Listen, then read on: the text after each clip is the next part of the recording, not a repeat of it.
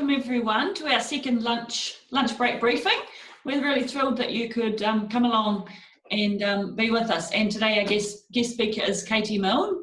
You probably all know Katie. She's the president of Federated Farmers in her third year, sort of coming towards the end of her tenure, I guess. She'll be able to maybe share with us how she feels about that, but she's had a great 3 years, I think, from what we've been seeing. Now, she's also going to give us a bit of a sit rep and talk about the way forward, where she sees us going after when we're all out of lockdown. And of course, today's the first day of level 2, yay! So we're all feeling a bit better about life, I'm sure. Anyway, welcome, Katie, and the floor is yours. So afterwards, after you've spoken, we'll open it up to a chat, and if people would just like to put their questions into the chat function, then I'll sort of facilitate them, and we'll see how we go. So the floor is yours. Okay, hey, that sounds great. Thanks for inviting me along to have a wee chat.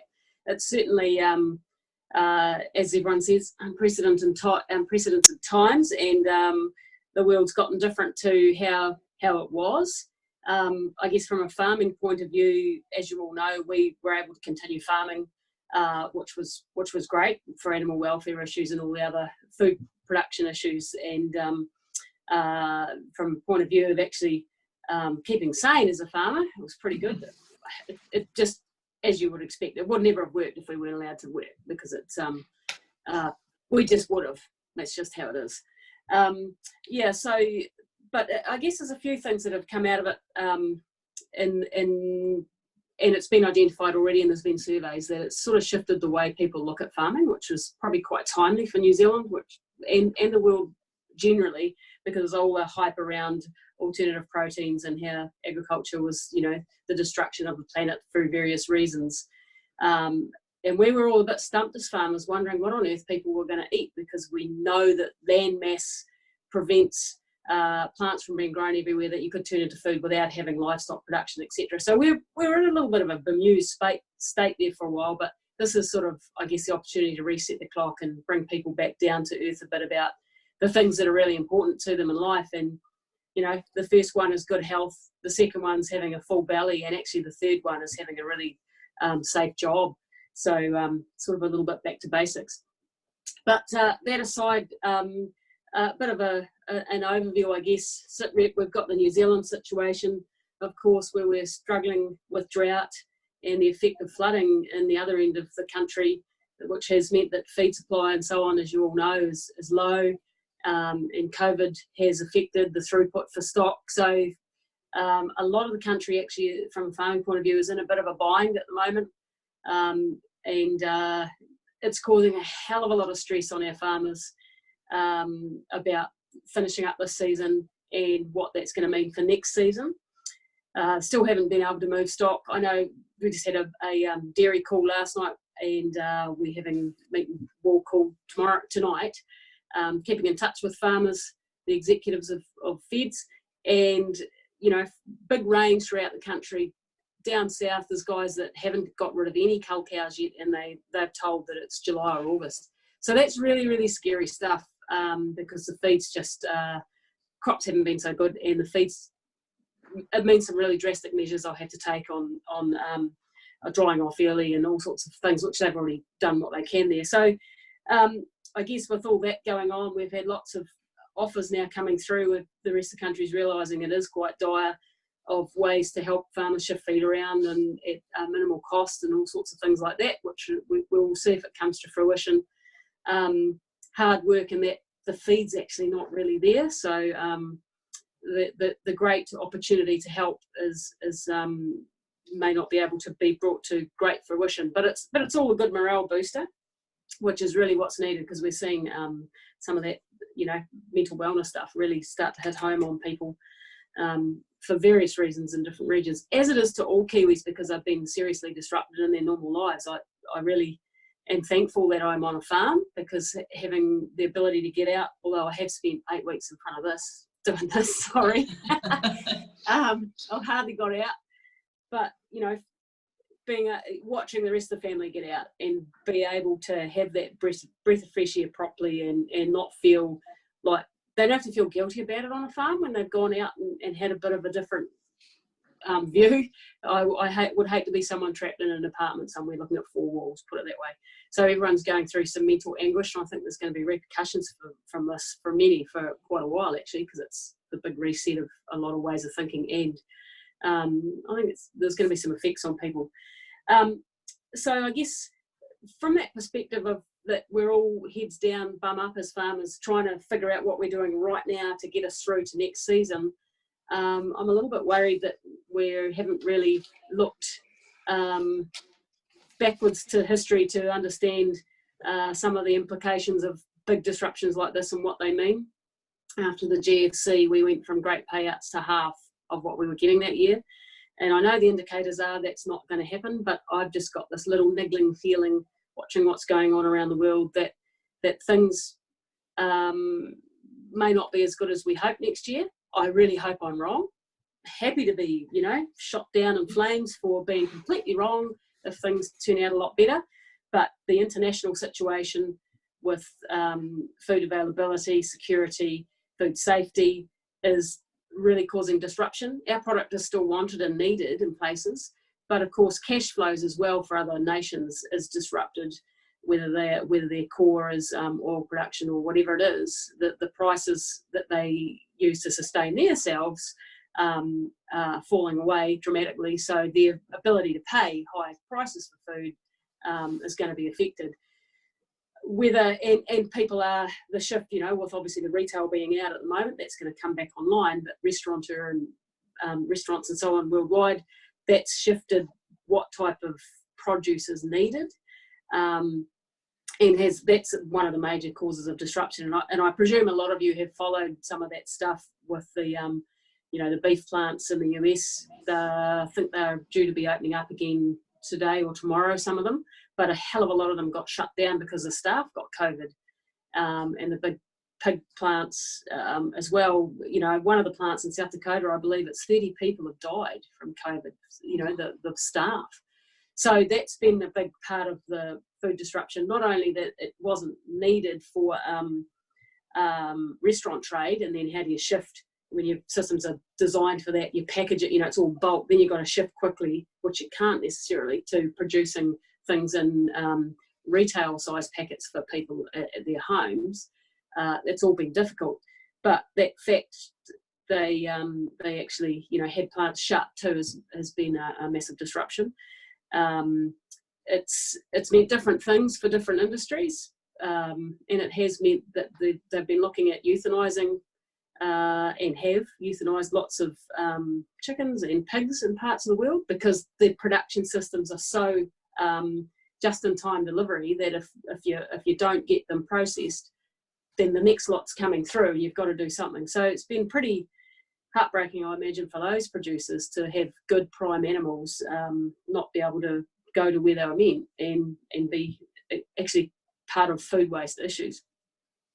So that's all adding to the demand for stock and produce from us, but also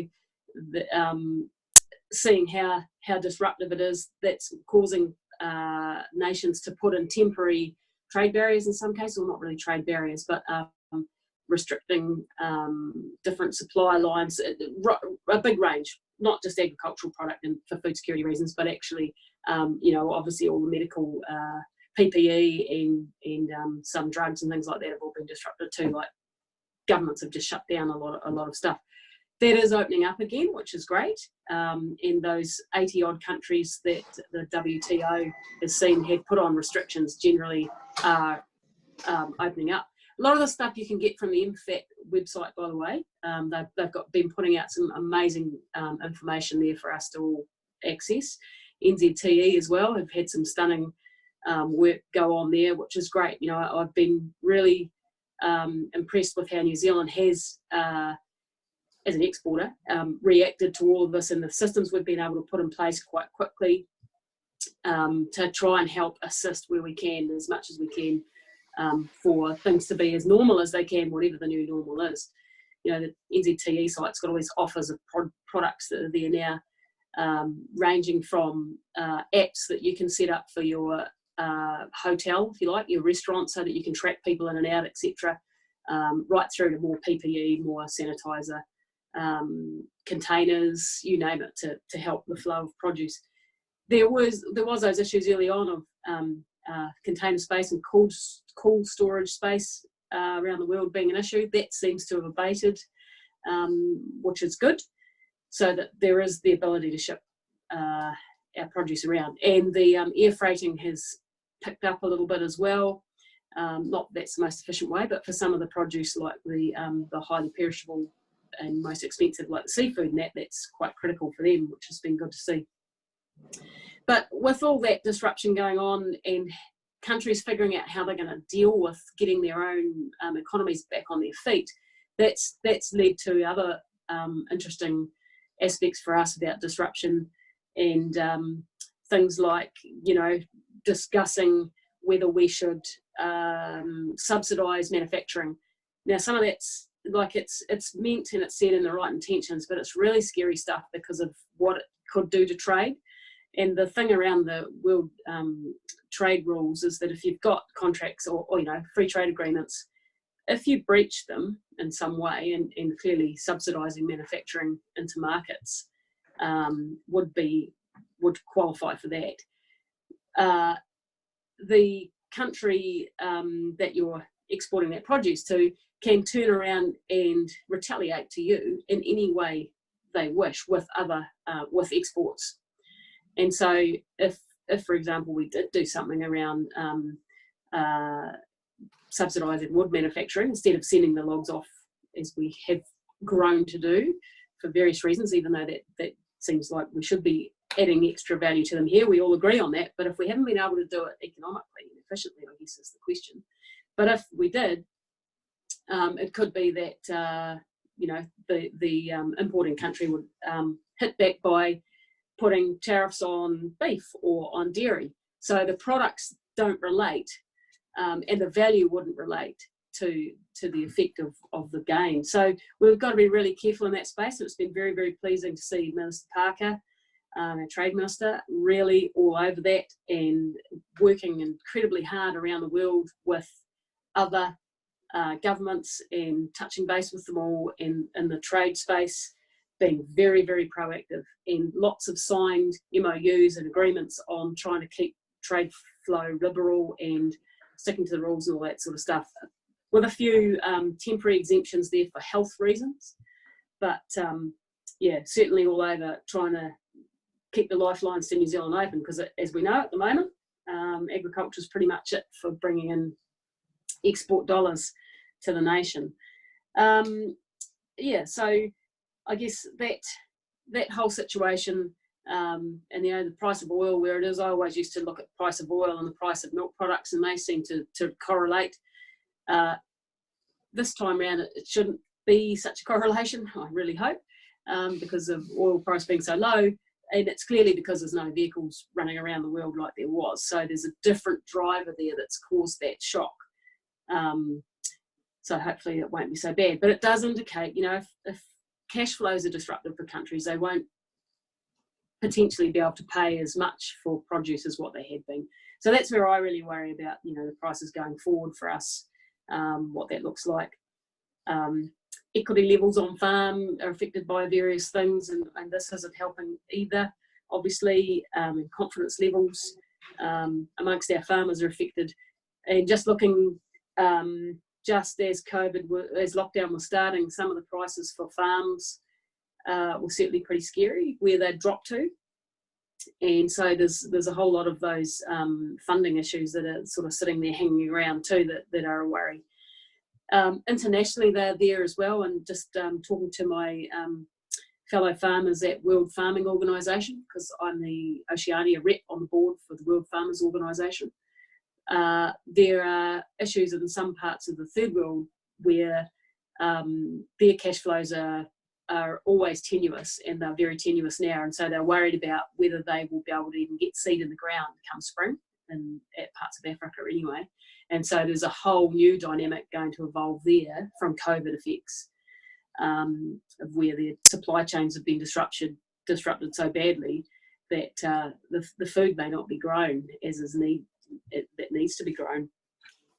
And looking at that one, that's another area where, I mean, it's really good that we had good systems put in place, and we had to help to get those systems made, you know, what the rules were going to be around level 4 and what was deemed essential and what wasn't, and MPI and the government officials were great to work with on that. But when you see how well it didn't go well at all in other countries, where farmers couldn't get through blockades to get food to markets, and weren't able to go and work on the farms that they needed to. So, you know, chickens and pigs died in huge numbers in parts of the third world, because no one went and fed them, no one looked after them, no one gave them water. You know, all the staff were not able to get to where they needed to go. So just shows you the difference of being able to be well managed and listening to the needs of those entities that you're working with, for example, the farming bodies, and quickly act so that you can make sure things continue on with the least disruption. Really, you know, pleased that was how we've managed to perform in New Zealand, when I see how bad it's gone for some other regions, and you know, those farmers in those regions will take years and years and years to recover, which is pretty sad. And so it's all opportunities, you know, the big spinning wheel that don't come to fruition for us as quick as we would like, with, you know, likes of India and Africa developing and being markets that would open up eventually. Yeah, so that's a bit of some of that stuff that's going on. I think some of the other things I've learnt in the last couple of weeks, looking at the trade again, which is the holy grail for farmers, obviously. We have, there's work being done on what better trade access and keeping that open and actually improving it, like so the free trade agreements that have been on the table and been worked on, like with the EU and so on. Just for dairy alone, better trade access and true free trade is worth a further $10 billion to New Zealand. And that's without having any extra milk, basically, in the system. There's some huge numbers out there, some huge prizes if free trade was truly free trade and the protectionism hadn't grown. But that's, I guess, the fear right now, is that some countries are definitely looking at being a little bit more protectionist, hence those agreements and things that David Parker's working so hard on to keep open those trade flows, how critical it is. Because not only is it worth more to us, I mean, it's how far we could get constricted if barriers go up and we suddenly can't trade. And looking around the world where they're dumping milk, and as I said, problems with animals production as well, I'd hate to see New Zealand in that position where we don't have somewhere for our produce to go. It would be, well, it's mind-boggling. Let's not even think about that. Just, I guess we're going to have to weather some lower prices potentially as the world readjusts. But, you know, the wellness aspect of New Zealand's food too, I'm hoping that, as I said, I'm happy to be shot down in flames when I'm proved wrong, because the status of New Zealand getting to be nearly COVID-free so quickly, and the wellness, the good food security, food safety, grass-fed aspects of New Zealand products is an aspect that's really something that, you know, hopefully it will be the top end of the market that always wants our product and can afford it at the prices that make it, you know, good to be in farming versus just struggling to get through in farming. So I think that's an aspect. Those are the opportunities right now to help, that will help and that should be pushed by our marketers, alongside the fact that we just have good food security and we can provide a good constant flow of produce to those countries that engage with us. So, yeah. Yeah, the mental wellness one, that I've touched on that, but I think I'm really worried about that for our farmers. And yeah, this drought is really kicking butts in places that, you know, they had it in 2013, and it raises those questions again. And it's not to be opportunistic, but it's actually just to be realist about the fact that we need to be assessing water and looking at the opportunity to add irrigation into the system.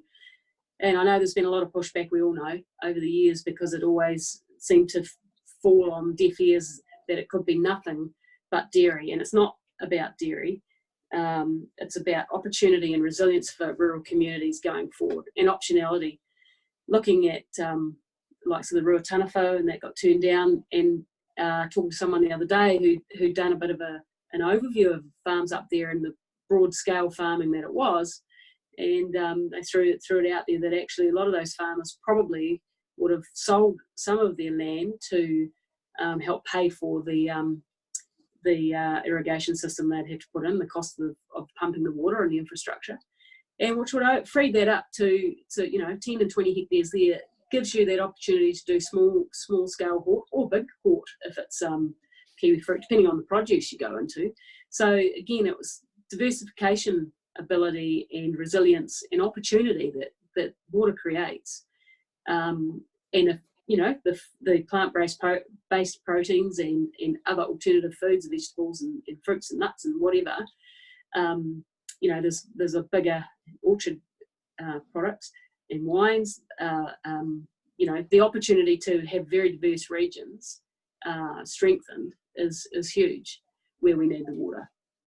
And it's one of the things we've got in abundance, and it's some of the other aspects always get missed, that actually if you've got a big reservoir of water up the back, you can keep rivers and creeks going for longer if you have a drought, as well as grow food. So I think we've really got to try and reset the thinking there about what actually water harvesting is all about and how well you can do it, and there is a spot we can have your cake and eat it too. And even if there was a bit of hydro off it as well, I mean, not all areas can do that, but that's the ultimate renewable energy. That's the cleanest of the renewable energies as well. So some of those conversations obviously being put out there quite strongly right now, and getting behind those and trying to help those progress is useful. And I mean, Auckland's in that situation as it was back in the 90s. I think I remember it last time, where it's struggling for water too. So it's probably going to resonate with urban New Zealand as well, but if it's pitched right, because I think if it's pitched wrong, they think that the water's going to farms and not to them, which is not the case. It's about harvesting it in the right spot, isn't it, and being able to get it to the right spot where it's needed. So and the connectedness and the collaboration that's going on at the moment with all these issues on the table between multiple groups, whether it's Team Ag with Dairy NZ, Beef and Lamb, ourselves, MPI, whether it's with the local government type, the Business New Zealand and New Zealand Initiative and different people that are all reaching out to each other to what's the commonality, and the commonality is actually where a lot of us are involved with small to medium enterprises, and so the building of the right policy platforms for all of us to go forward, the commonality there is huge, and we're all trying to pull together on those areas of interest and of commonality, and try and get policies obviously set that will work for everyone, which is good stuff. And interesting with the recovery, looking at what opportunities there are. There's obviously, we find out today who have been the big winners on that with budget, and there's been lots of the shovel-ready projects go through from regional councils and entities like ourselves, and in conjunction with a whole lot of others, DOC and you name it. People have put forward some really good ideas, and a lot of them are focused around a bit of a green reset, which is good, where that'll work sustainably and still allow productivity and efficiency and more income perhaps for the country. You can probably do it in those ways, which is all the sort of stuff people have been working on. And there's other things even like who can get off the mark and bringing back in export dollars as well, like the international students. That's an interesting one. I had a conversation with someone about that, and the fact that they could come back into the country quite quickly. They had to do the quarantining, etc., as everyone else does who comes into the country, but that's an industry that we could pick back up and get up and running, which has all the service around it as well. If people are coming in and living in they've got to be in hostels or wherever, there's all the jobs that go with that, instead of having those places empty and sitting idle. And I think you can look up NZGAJC report on that, but it's about a $5 billion industry to New Zealand. And also, it's a strong market, as we know, in China and other places, but China being the strongest. It sort of helps with those trading ties and the relationships we have as well. and it's an export actually, isn't it? It brings in export dollars. So interesting to see. Will be interesting to see if that can pick up sooner. Just when it was raised to me, and looked at it and thought, well, actually it could be, couldn't it? But I know that around the rest of the world they're talking that it won't be up and running again until 2021. But it could be an opportunity for New Zealand to jump back in quicker and help bring some more dollars in, building those strong relationships, because tourism in its true form is going to take a bit longer, obviously. And that has its effects on our rural communities as well, because a lot of our farmers' staff's wives, or vice versa, the male partner in the workforce, a lot of them are tied up with a job in tourism industry as a secondary income, in some of our own farms and so on as well. They had diversified into having tourism as part of their income stream. So we're all looking forward to how that can come about again. And whether that will have a new bent too. What's the type of tourism we want? We all get to reset our clocks right now, so that's a real interesting aspect to the alongside all the hardship and the disruption, as to what does the future look like. So yeah, bit of a waffle there from me, but I guess yeah, Predator Free, they've got lots of projects going on, and there's going to be people trained to go and help do more of that work, and wilding pines and things like that too. And some of the groups, things like that, are quite well liked as ideas to help move along some of these big audacious goals that we've got. Yeah, that's going to be interesting to see. If people take those opportunities to actually leap in and do can you set up training to do some more of that sort of stuff, etc. So there's new and varied opportunities out there for jobs, and we've been trying to help be part of that. Did I talk about tenancy? Maybe I didn't. The unintended consequences. Yeah, okay, that's one that's, there's been lots of things that we've had some good quick wins on with the government, because they had to introduce the laws and rules around COVID for the different stages pretty quickly. And one we've been working on, which still hasn't quite got over the line, which really needs to hurry up, is about tenancy, and the unintended consequences there with the COVID laws being imposed, is that you can't get anyone out of a property until the 26th of June, I believe. And we always had a eloquent solution there, and if you like, around tenancy on farms, because the tenancy is tied to the job, and now that's being pushed aside at the moment, and that's a real issue for us with Gypsy Day coming up, and whether we can we've been working hard to make sure that farmers can have those houses freed up that they need in time for that, because if someone share milker, if they're moving on and some of the staff want to stay and we're going to go with them, there's a few issues there where people are saying, well, I don't have to move and you can't have this house. And previously that's never been an issue, because it's been tied to the job of food production and animal welfare. So hopefully that one clears up quickly, but it just shows you some of the things, the unintended consequences that have popped out of this. But there have been a few instances of migrant staff being out of the country too when we went into lockdown, and their families, I understand, being in farmhouses that go with that job. So there's some difficult situations. Yes, there is, and we've been still working on those ones, because some had gone for a holiday and got caught, and at the moment they haven't been allowed back, and we're working hard on those sorts of raising those issues and trying to work on that too with Immigration New Zealand. And some of the other trades where we have the Northern Hemisphere, Southern Hemisphere, nice offset ability to use the same labour force, and scanners for use was one of them, and we've actually been allowed to get them in there this week. They're allowed, I think there's 100 or something that come in to do that role, so we can look after those ewes that are twinning and having triplets properly.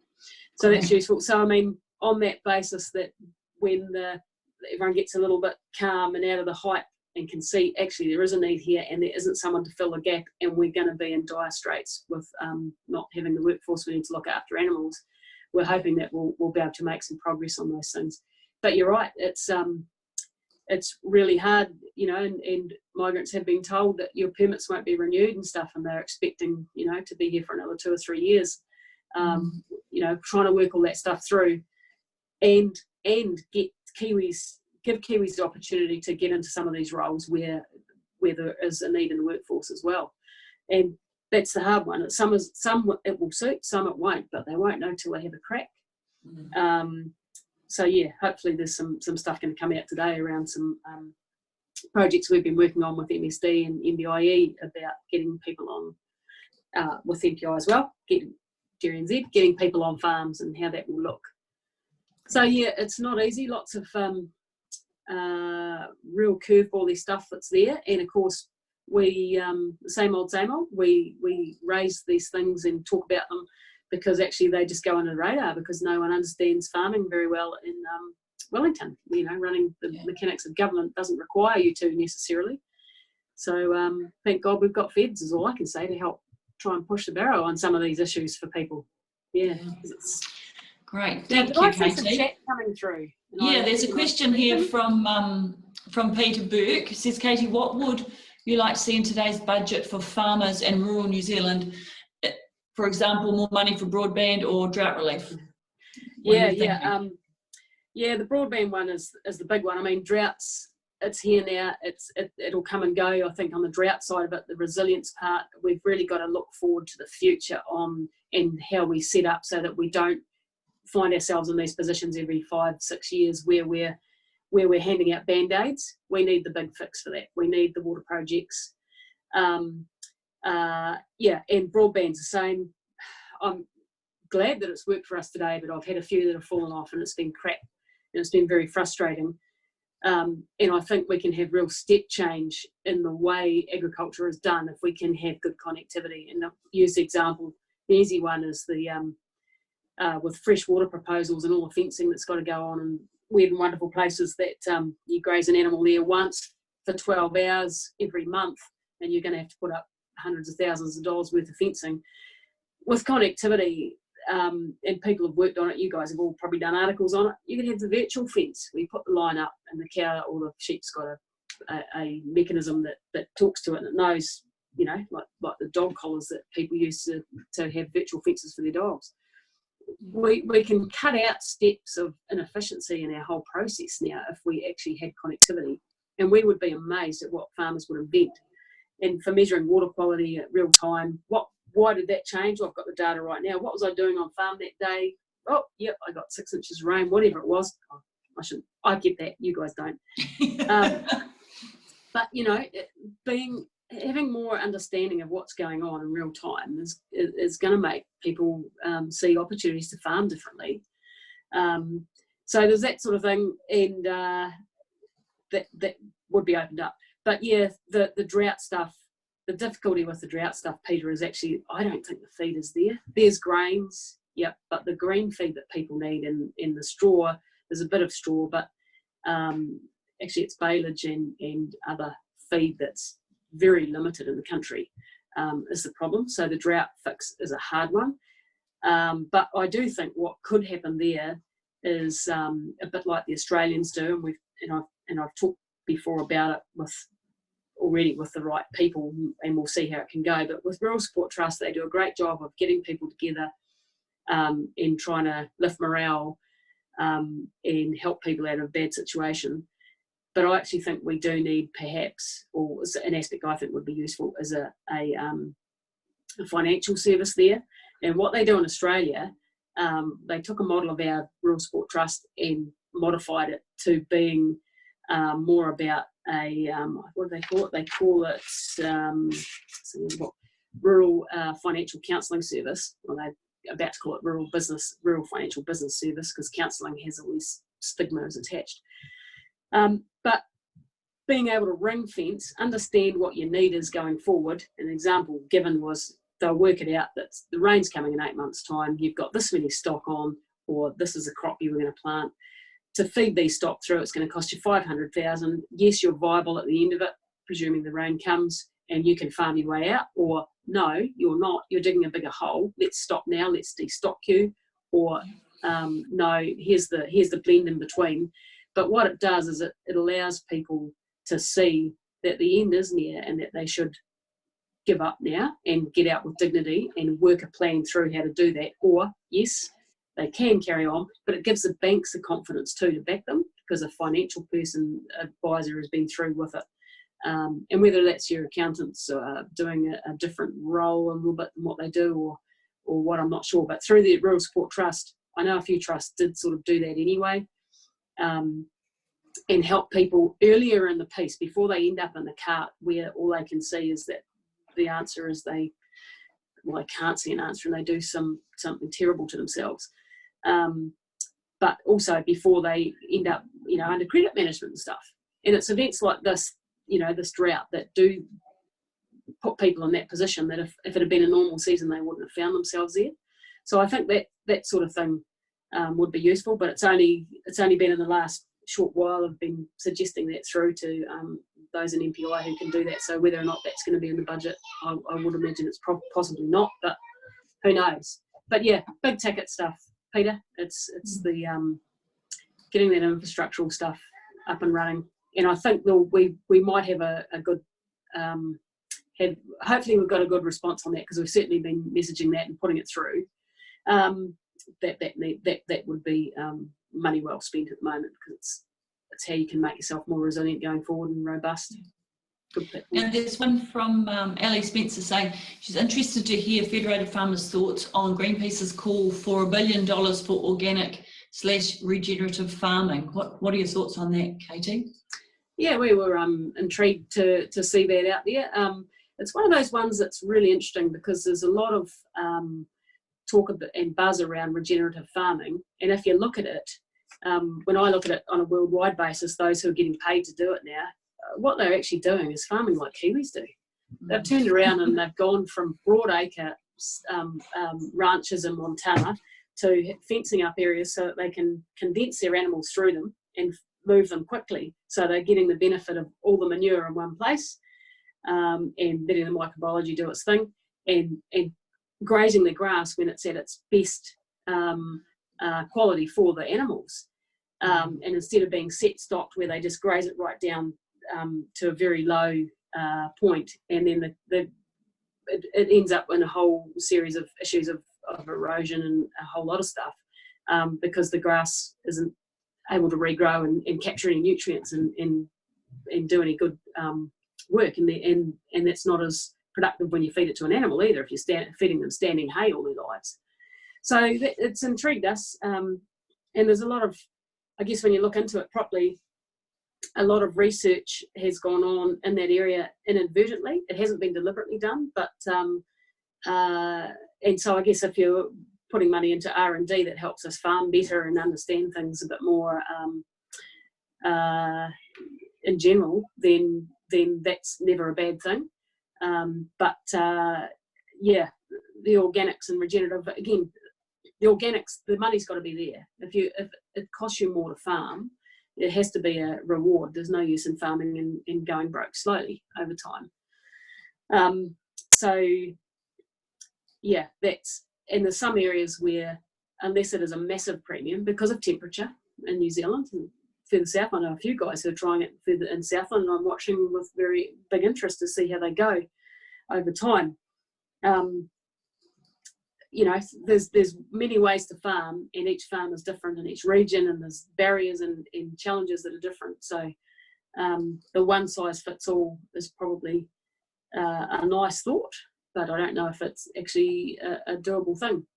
But I know, there's aspects of regenerative farming that a lot of New Zealand farming, the farming system we have, actually already meets most of those aspects. So it might be that it's an eye-opener to see that actually we're actually, compared to the rest of the world, we're there, literally. Yeah.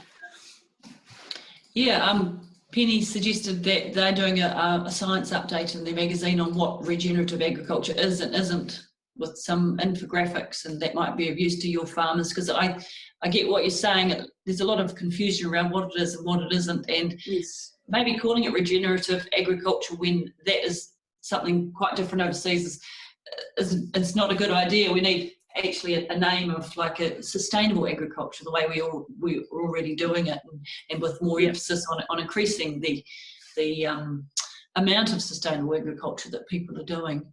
But can I just ask, in terms of the essential freshwater proposal and the biodiversity consultation that was going on before the COVID storm hit us, is it your understanding that all the timelines will be,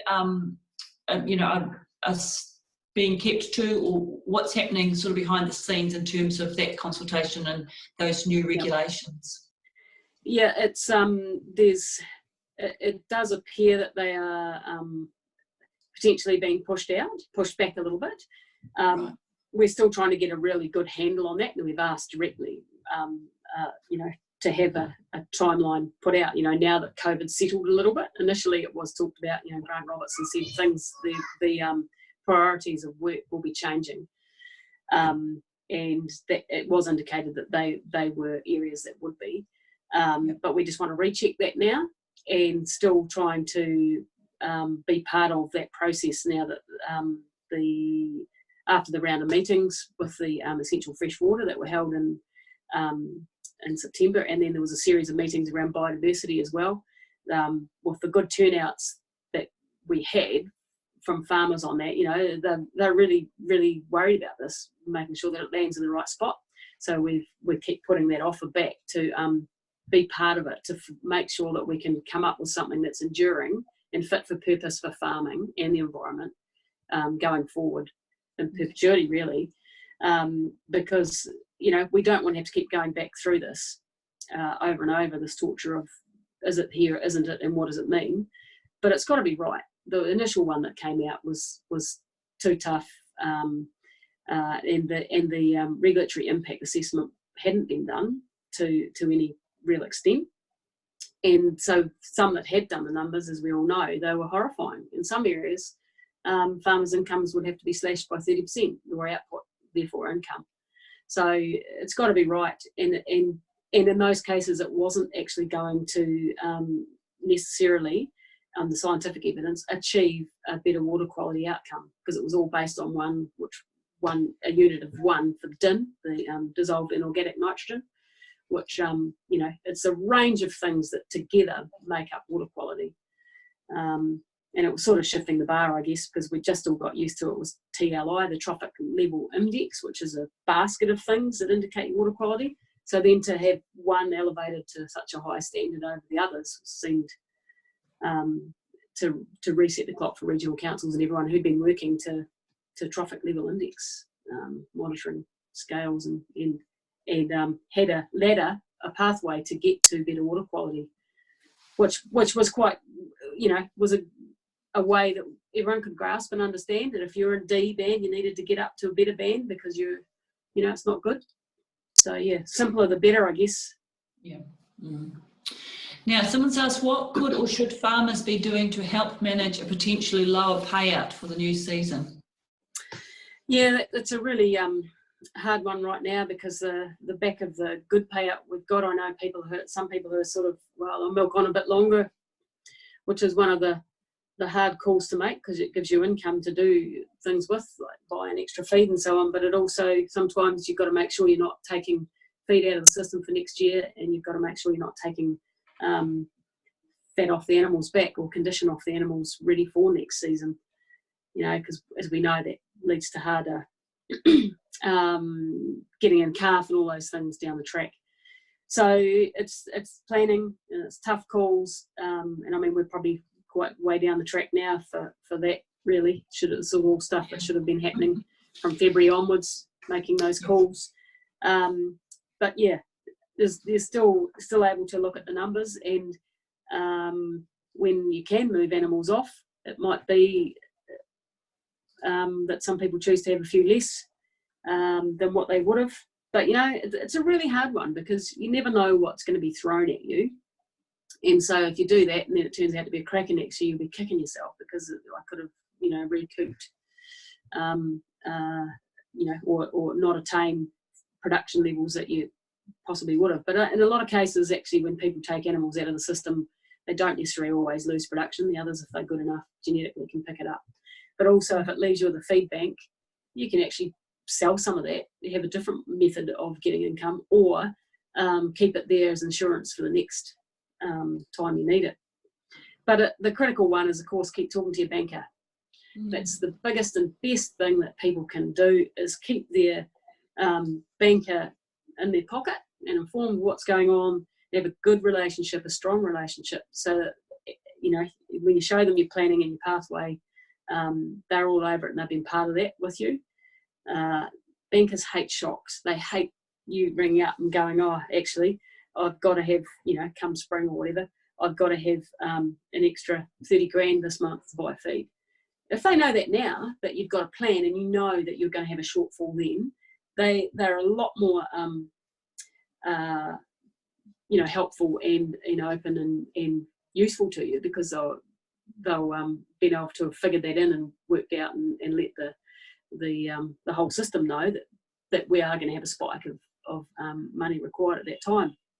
You talk to farmers about this from time to time, and we all know the guys that wait and suddenly, or know examples of, suddenly tell a bank, whoops, I'm in trouble, I need help just to get me through for a month, compared to the guys that have told them now, and the response and the ease of those relationships. They're like night and day. The ones that are onto it and have done that planning and let people know, it's just so much easier. And on your mental health too, in that, you know, the bank's already said, yep, if I fall into a hole, then it'll be okay. You know, it's painting that picture of without being too you know, pessimistic, that this is a scenario I could find myself in. I don't expect to, but actually, if things don't pick up then and then, these milestones, I will be. So I'm just letting you know, giving you a heads up. And it does make a massive difference. Yeah. That's great. Well, now, have we got any more questions? I was just going to ask, actually, from your 3 years of being the president of the Feds, what sort of stood out for you, and what are your plans for when you step away from the presidency?